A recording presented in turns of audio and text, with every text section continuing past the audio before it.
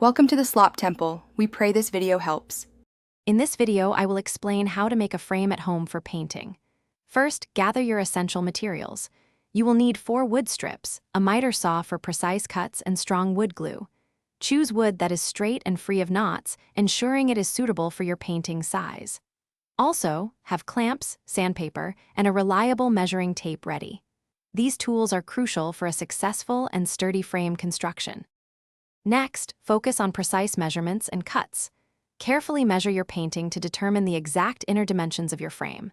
Using a miter saw, cut 4 pieces of wood, each at a 45-degree angle, ensuring they form perfect 90-degree corners when joined. Apply a generous amount of wood glue to the mitered edges, then firmly secure them together using clamps. This creates strong, seamless corner joints for your frame. After gluing, allow ample time for the adhesive to cure completely, typically at least 24 hours, to ensure maximum strength. For added durability, reinforce each corner joint with small brad nails or specialized corner brackets. Once the glue is dry and reinforcements are in place, thoroughly sand all surfaces of your frame.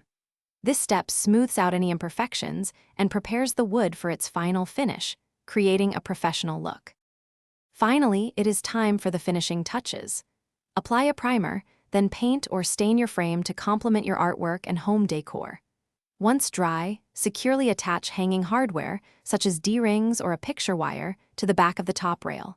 Carefully insert your painting into the finished frame, securing it in place with offset clips or glazier points. Now, your custom-made frame is ready to proudly display your masterpiece. Thanks for watching. Consider subscribing if we helped you.